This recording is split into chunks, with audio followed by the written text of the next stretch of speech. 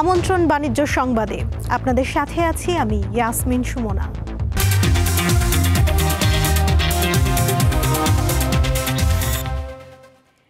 একীভূতের প্রক্রিয়ায় থাকা 5 ইসলামী ব্যাংকের শেয়ার লেনদেন স্থগিত করেছে ঢাকা স্টক এক্সচেঞ্জ ডিএসই। বৃহস্পতিবার নোটিশ দিয়ে DSE first Security Islami bank, social ইসলামী bank, SIBL, Exim bank, Global Islami bank এবং ইউনিয়ন ব্যাংকের শেয়ার লেনদেন স্থগিত করে। পরবর্তী ঘোষণা না দেওয়া পর্যন্ত ব্যাংকগুলোর শেয়ার লেনদেন স্থগিত থাকবে। লেনদেন স্থগিত করার কারণ হিসেবে ডিএসসি থেকে জানানো হয়েছে, ব্যাংক রেজলিউশন অধ্যাদেশ 2025 এর ধারা 15 অনুসারে 5ই নভেম্বর থেকে ব্যাংকগুলোকে অকার্যকর হিসেবে ঘোষণা করা হয়েছে। একীভূত করার লক্ষ্যে দুর্বল 5 bank First Security, Global Union, Exim ও সোশ্যাল ইসলামী ব্যাংককে অকার্যকর ঘোষণার পর প্রশাসক নিয়োগ নিয়েছে বাংলাদেশ ব্যাংক। বুধবার কেন্দ্রীয় ব্যাংকের গভর্নর জানান, একীভূত হওয়ার পর আমানতকারীরা তাদের টাকা ফেরত পাবেন, তবে কারো চাকরি যাবে না। তিনি জানান, এই 5 ব্যাংকের বিনিয়োগকারীদের মধ্যে এস আলম ও নাসা গ্রুপ সহ যারা অপকর্ম করেছে তাদের শেয়ার শূন্য ঘোষণা করা হয়েছে। বাংলাদেশ ব্যাংকের আহ্বানে সাড়া দিয়ে মার্জ হতে যাওয়া First Security Islami Bank, Global Islami Bank, Union Bank, Exim Bank ও সোশ্যাল ইসলামী ব্যাংকের এমডি ও চেয়ারম্যানরা বুধবার শেষবারের মতো বাংলাদেশ ব্যাংকের গভর্নরের সাথে দেখা করেন। পরে সংবাদ সম্মেলনে জানানো হয়, প্রশাসক হিসেবে এক্সিম ব্যাংকের দায়িত্ব দেওয়া হয়েছে বাংলাদেশ ব্যাংকের নির্বাহী পরিচালক শওকতুল আলমকে। নির্বাহী পরিচালক বদিউল আলম দিদার সোশ্যাল ইসলামী ব্যাংক এবং সালাউদ্দিন পেয়েছেন ফার্স্ট সিকিউরিটি ইসলামী ব্যাংকের দায়িত্ব। অন্যদিকে পরিচালক আবুল হাশেম ও মাকসুদুল আলমকে যথাক্রমে ইউনিয়ন ও গ্লোবাল ইসলামী ব্যাংকের দায়িত্ব দেওয়া হয়েছে। সাধারণত এই ধরনের মার্জার 2 বছর লাগে। এখানে আরও কমপ্লিকেটেড, বিকজ 5টা ব্যাংককে আমরা মার্জ করছি, 2টা ব্যাংক না। এটা জনগণের এবং দেশের স্বার্থে করছি, আমাদের আর্থিক খাতের স্বার্থে করছি এবং এটা সরকারের স্বার্থেই করছি। যে সরকারই থাকুক না কেন তার স্বার্থেই, তারও কিন্তু এটা স্বার্থ এখানে জড়িত পজিটিভলি। বাংলাদেশ ব্যাংকের হিসাব অনুযায়ী এই 5 ইসলামী ব্যাংকের মোট আমানতের পরিমাণ প্রায় 1,52,000 কোটি টাকা। বিপরীতে ঋণের পরিমাণ 2 লাখ কোটি টাকারও বেশি। বিপুল এই ঋণের বড় অংশই খেলাপি। গ্লোবাল, ইউনিয়ন ও ফার্স্ট সিকিউরিটি এই 3 ব্যাংকের 92% বেশি ঋণ খেলাপি। তবে 5 ব্যাংক হিসেব করলে এই পরিমাণ দাঁড়ায় 77%। 10 টাকারটার ভ্যালুটা হচ্ছে নেগেটিভ 10 টাকা, নেগেটিভ 420 টাকা। তো 420 টাকা বা 350 টাকা নেগেটিভকে আমরা তো ওই নেগেটিভ আদায় করতে যাচ্ছি না, ইটস এ লিমিটেড লায়াবিলিটি। প্রকৃতপক্ষে তো এটাও আদায় করা উচিত ছিল জনস্বার্থে। তো আমি মনে করি যে এটাকে জিরো করে দেওয়া হচ্ছে। তিনি জানান, প্রাথমিকভাবে 5 ব্যাংককে একীভূত করতে 35,000 কোটি টাকার মতো খরচ হবে, যার মধ্যে 20,000 কোটি টাকা দেবে সরকার। তবে 10,000 কোটি টাকা দেয়া হবে নগদ, আর বাকি অর্থ আসবে সুকুক বন্ডের মাধ্যমে। কিভাবে ফুললি কম্পেনসেটেড হবেন ওভার টাইম, সেটা আমরা গেজেট নোটিফিকেশনে সুস্পষ্টভাবে বলি। শাহরিয়ার ইমন, দীপ্ত সংবাদ, ঢাকা। সপ্তাহের শেষ কার্যদিবসে ঢাকা স্টক এক্সচেঞ্জের সূচকের পতনে লেনদেন চলছে। এদিন লেনদেন শুরুর প্রথম 2 ঘন্টায় কমেছে বেশিরভাগ কোম্পানির শেয়ার দর। ঢাকা স্টক এক্সচেঞ্জে আছেন সহকর্মী শাহরিয়ার ইমন, আরও খবর নিয়ে যুক্ত হচ্ছেন তিনি। হ্যাঁ, ইয়াসমিন সুমনা, আজ সপ্তাহের শেষ কার্যদিবসের লেনদেন চলছে দেশের প্রধান পুঁজিবাজার ঢাকা স্টক এক্সচেঞ্জে। আমরা আসলে দিনের শুরু থেকে দেখছিলাম যে একটি নেতিবাচক ধারার মধ্যে দিয়ে লেনদেন চলছে ঢাকার পুঁজিবাজারে। আমরা একটু এখন দেখাই যে প্রথম 3 ঘন্টার পর বাজারের কী অবস্থা, সেক্ষেত্রে আমরা দেখছি যে ঢাকা স্টক এক্সচেঞ্জ ডিএসইএক্স সূচক, যেটি আপনার প্রধান সূচক, সেটি আমরা দেখছি 47 পয়েন্ট কমে মোট সূচক অবস্থান করছে 4,939 পয়েন্টে। তার মানে হলো আপনার এখন কিন্তু সূচক আপনার 5,000 পয়েন্টের নিচে নেমে গেছে, এরকম একটি অবস্থা বিরাজ করছে। আর যদি আমরা দেখি যে লেনদেন হওয়া শেয়ারের ক্ষেত্রে, সেখানে আমরা দেখছি আজ দাম বেড়েছে মাত্র 36টি কোম্পানি শেয়ারের, আর দাম কমার তালিকায় রয়েছে 315টি কোম্পানির শেয়ার, যদিও 36টি কোম্পানির দামের ক্ষেত্রে কোনো তারতম্য ঘটেনি। আর যদি আমরা লেনদেনের ভলিউমটির দিকে তাকাই, তাহলে আমরা সেখানে দেখছি যে আজ ঢাকার পুঁজিবাজারে লেনদেন হয়েছে 208 কোটি টাকার মতো। তো এই হলো বাজারের অবস্থা। বিনিয়োগকারীরা বলছেন যে বাজারে একটি নেতিবাচক অবস্থা বিরাজ করছে। সুমনা, আপনি জানেন যে গতকাল বাংলাদেশ ব্যাংক তারা একটি ব্রিফিং করেছে এবং ব্রিফিং করে 5 ব্যাংকের ব্যাপারে তারা কিছু সিদ্ধান্ত নিয়েছেন। তারা বলছেন আজ থেকে নতুন প্রশাসক বসছে এবং শেয়ার বাজারের যে শেয়ারগুলো, সেই ব্যাপারেও তারা বলছেন যে শেয়ার বাজারে সেই শেয়ারগুলো আপনার শূন্য হয়ে গেছে। তো তো এই বিষয়ে আসলে বিস্তারিত জানতে আমাদের সাথে এই মুহূর্তে যোগ দিচ্ছেন ঢাকা স্টক এক্সচেঞ্জের সাবেক সিনিয়র ভাইস প্রেসিডেন্ট জনাব আহমেদ রশিদ লালী। তার কাছ থেকে আমরা বাজারের বিস্তারিত জেনে আসব। জনাব আহমেদ রশিদ লালী, আপনাকে স্বাগত জানাচ্ছি দীপ্ত টিভির এই বিজনেস আয়োজনে। আপনার কাছে আমরা যেটি জানতে চাই যে বাজারে আমরা দেখছি যে একটি মন্দাবস্থা বিরাজ করছে, নেতিবাচক ধারা বজায় রয়েছে এবং বিশেষ করে আমরা দেখছি যে সবচেয়ে বড় চিন্তার কথা যেটি যে সূচক কিন্তু আপনার 5,000 পয়েন্টের নিচে নেমে গেছে। কেন বাজারের এই অবস্থা?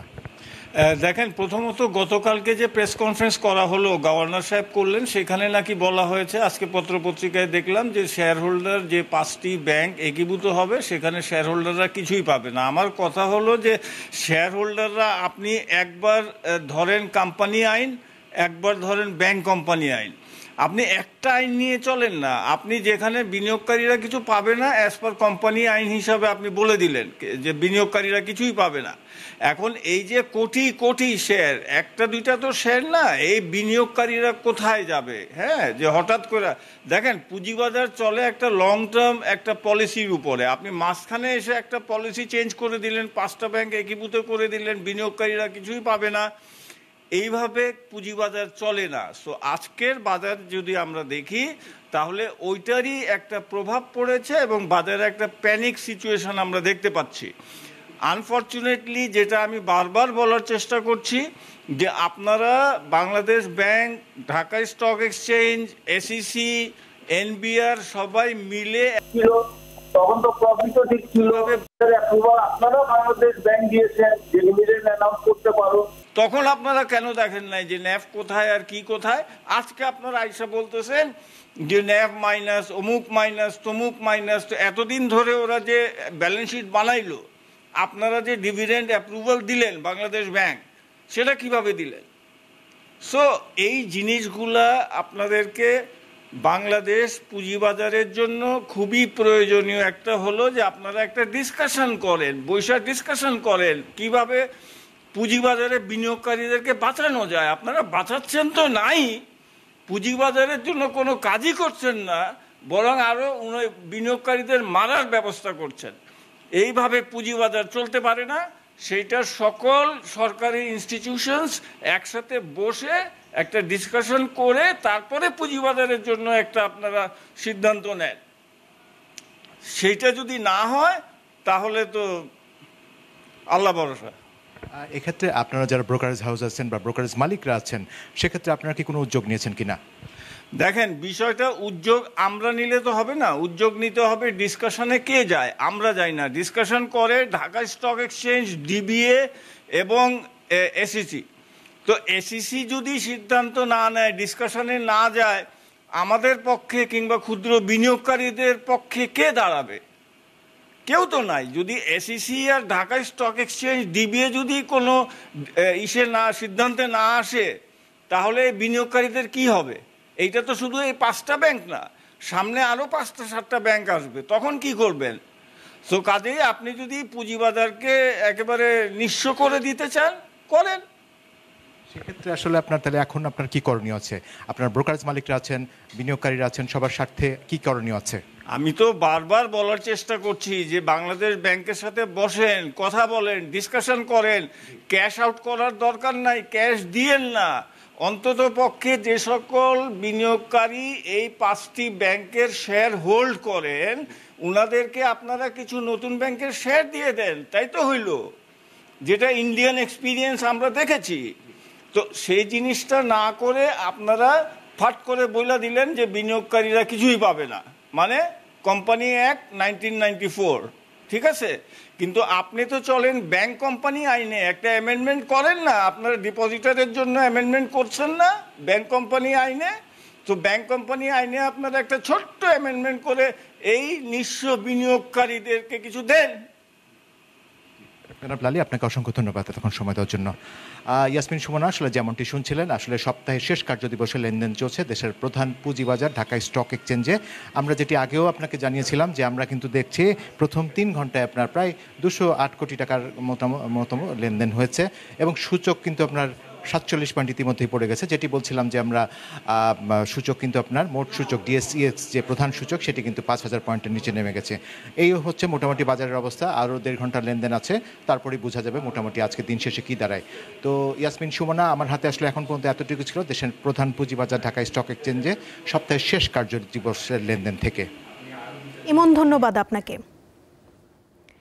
ই কমার্স রপ্তানিতে বড় ধরনের ছাড় দিল বাংলাদেশ ব্যাংক। এখন থেকে রপ্তানি অনুমোদন EXP ফরমে ঘোষণা ছাড়াই সর্বোচ্চ $1000 মার্কিন বা সমপরিমাণ বৈদেশিক মুদ্রার পণ্য রপ্তানি করা যাবে।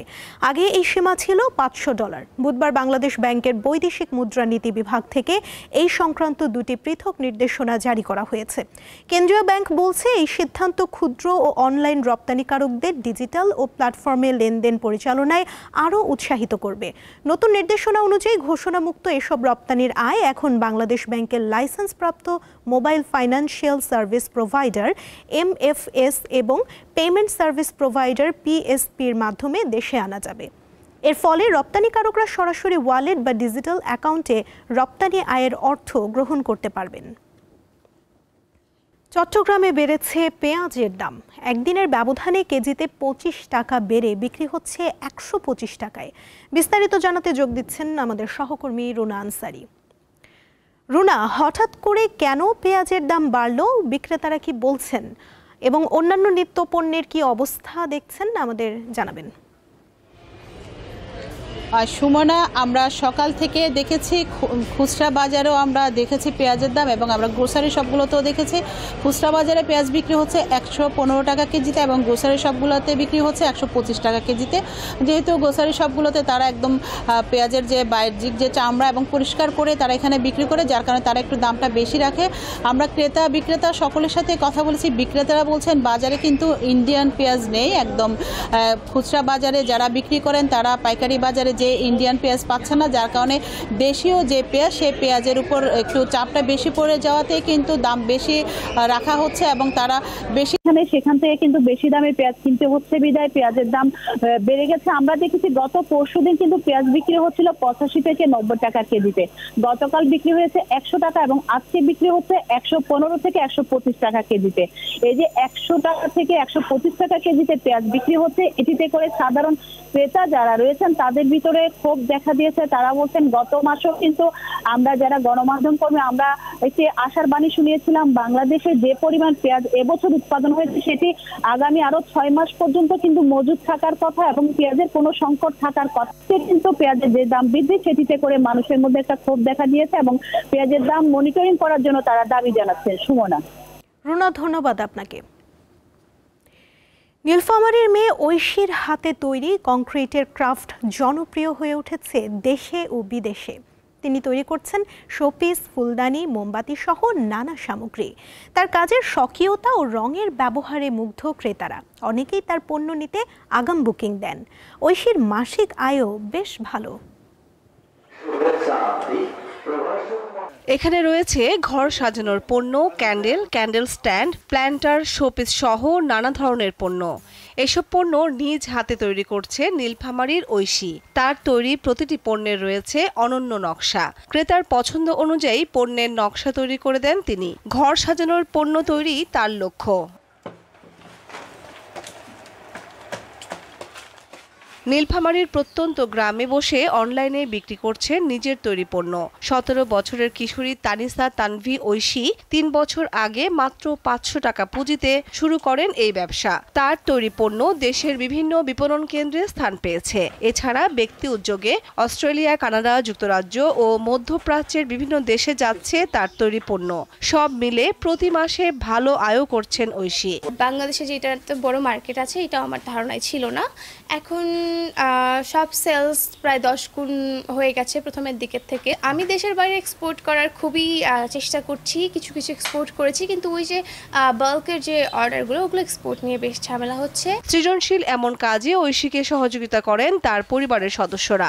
এলাকার বেকার নারীদেরও কর্মসংস্থান করছেন তিনি। কাজ করিয়ে টাকা নেই, নিয়ে সংসার চালাই।